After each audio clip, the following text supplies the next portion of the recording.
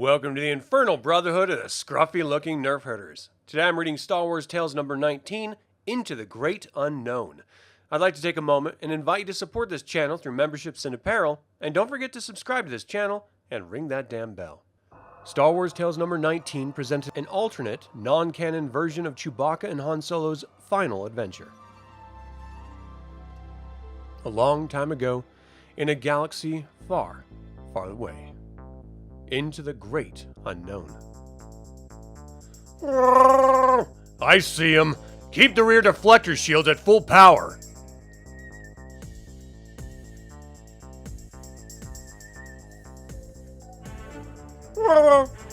I don't know. The Navi computer's been erratic since we left Hoven 99. We can't wait for jump coordinates. We're heading into hyperspace blind. No longer far, far away.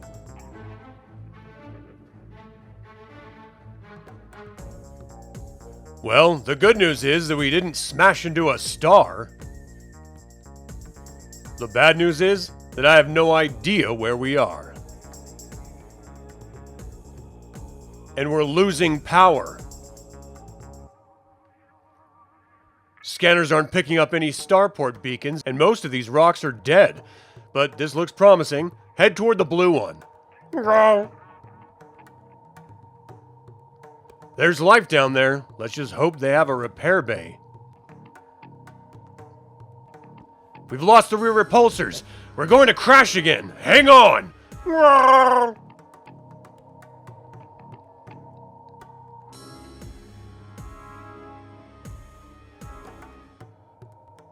Great. This looks just like Endor. Let's find the nearest settlement, but stay close. I have a bad feeling about this place.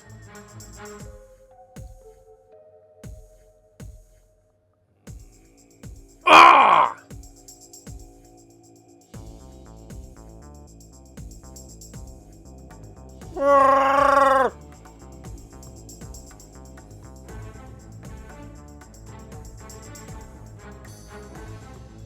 Chewbacca, I'm not going to make it. Get me back to the ship. I always thought it would be you, getting killed, saving me or my kids. Trying to repay that damn life debt. But I'm going first into the great unknown.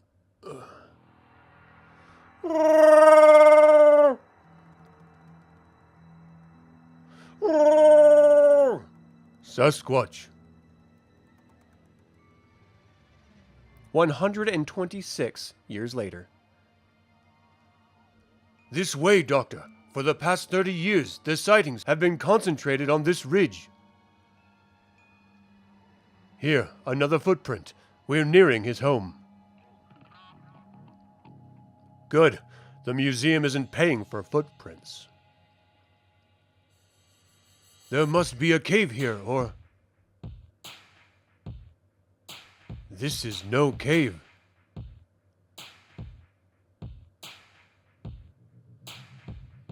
What is this place? I don't know. I've never seen anything like it. Not even in Atlantis. But it's all somehow familiar. Stay close, Shorty. He looks human. Poor bastard. What now, Dr. Jones? We continue looking for this monster? No. Let's leave him as part of the great unknown. End. Star Wars Jedi Academy Leviathan trade paperback cover by David Michael Beck. Star Wars Chewbacca number 1 Dynamic Forces variant by Dan Jurgens, Jerry Ordway, and Dan Jackson. Star Wars Chewbacca trade paperback introduction by Peter Mayhew. When Dark Horse Comics asked me to write the introduction to the Chewbacca graphic novel, I viewed it with mixed feelings.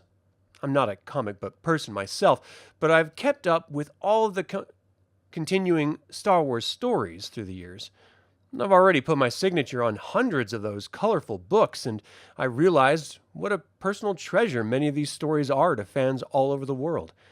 It was really no surprise that there was a demand to know more about the character of Chewbacca. How many times have I spoken to fans who still slept with their Chewie dolls, and how many people have cats and dogs named Chewie? Also, how many large young men have been nicknamed for our big guy? I've lost count. I've read the part about his courtship and wedding and adventures with Han Solo in the novels, had starred in the infamous Star Wars Christmas special about Chewbacca and his family, and had listened to recitals of fans telling me word for word the dialogue Chewie spoke through the 3 films. Most fans seem to feel that they know the character and have grown to respect and love the big furball as they had grown and matured themselves. Now, I'm meeting many grandparents who, after having enjoyed the Star Wars experience with their own children, are bringing their grandchildren to meet me at conventions. There are now 3 generations who have enjoyed the stories, and life is good. At the MTV Music Awards a couple of years ago, I was pleased and honored to find that so many of the fans felt as I did, that Chewie, having fought valiantly and loyally for the Rebel forces, was due a medal at the end of Star Wars when Han and Luke were both honored for their brave fight. It felt good to be back in the costume and see the looks coming from the adoring fans as I ran down the aisle to have Carrie Fisher finally place the medal around the Wookiee's neck. I felt an enormous pride to have been a part of the trilogy that is Star Wars. To realize that the Star Wars movies have become such classics themselves, and to watch as the story continues to unfold. It's a very humbling thought indeed. What do I think of the comics themselves? I think they're really good. I think they're tastefully done, with no violence to speak of, and show the talents of some great artists. They help to fill out the story of our beloved Wookiee, and I must say, it's about time. I think that for all of us who have enjoyed the Star Wars universe for over 20 years, these comics are a fitting tribute. But a tribute to who? The Wookiee I was very pleased to portray has become my alter ego over the years and a bit of science fiction icon. Chewie seems to be everyone's bigger, older brother who can always be counted on to back you up in a fight. The fact that he bears a strong resemblance to a teddy bear and the family dog also deserves mention. Chewie never spoke an intelligible word, and yet everyone knows exactly what he said and how he feels. He was the conscience of Han Solo, rogue, mercenary, and smuggler. He expresses our emotions, from the U.S. and England to Germany and Japan and Latin America. Fans of all nationalities understand Wookiee speak. He speaks a truly international language. The method that was used to write these comic books, i.e., going back and speaking with those who knew our hero best, adds a lot of mystery to the character at the same time that it fills us in on a noble life. The mystery part has to do with all of the events in the stories that we feel must surely have gone untold with Chewie's death, and now we will never know the rest of the story. This course leads me to one of my favorite thoughts. Chewie died after Episode 6, but was around for Episodes 1 and 2 somewhere, dealing out his special brand of justice and touching the hearts and consciences of humans and aliens alike, wherever he happened to encounter them in our galaxy, a long time ago and far, far away. So perhaps, in another galaxy, not so distant from here, we might get to see our hero again and learn more about the earlier life of the Wookiees, and particularly our favorite Wookiee, the mighty Chewbacca. Peter Mayhew. Star Wars Union Number 4, Dynamic Forces Variant by Michael Dudkiewicz. Star Wars Union Trade Paperback, cover by Therese Nielsen. Star Wars 30th Anniversary Collection Volume 9, Boba Fett, Death, Lies, and Treachery, hardcover, introduction by John Wagner.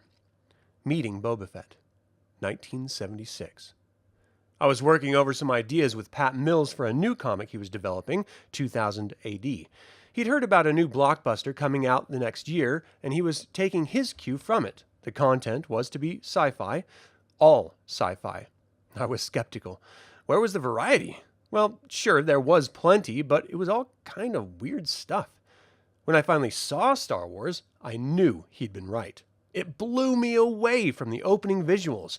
I didn't know who Boba Fett was then, didn't come to know him till Dark Horse offered me a little piece of the Empire years later. He was in many ways like another character of mine, 2000 AD's Judge Dredd. Right up my street. I rubbed my hands and set to work. John Wagner, June 2007. Star Wars 30th Anniversary Collection Volume 11, Union hardcover, introduction by Michael A. Stackpole. A Galaxy Full of Dreams. I took off work to see Star Wars, the first show on the day it opened. I'd planned on that since seeing the trailer at Christmas the previous year and read the novel right after that. When that Star Destroyer exploded out the side of the screen, everything changed. I was set to be wowed, and Star Wars delivered, in spades and then some.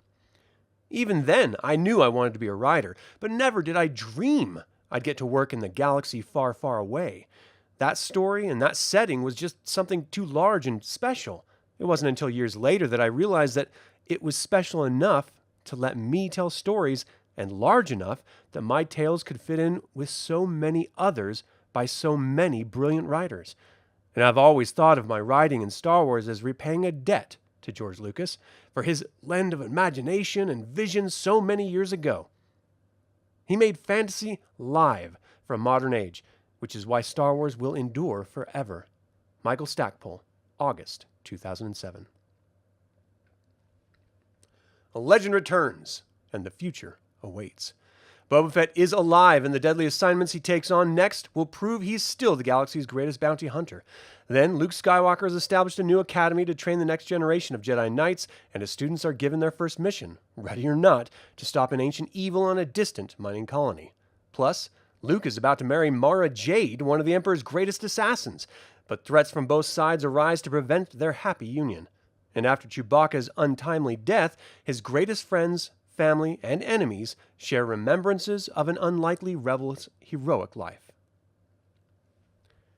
Thank you all for tuning in. We invite you to like this video, subscribe to this channel, and click the bell to get notified about our next video. I'd like to invite you to support this channel today through memberships and apparel.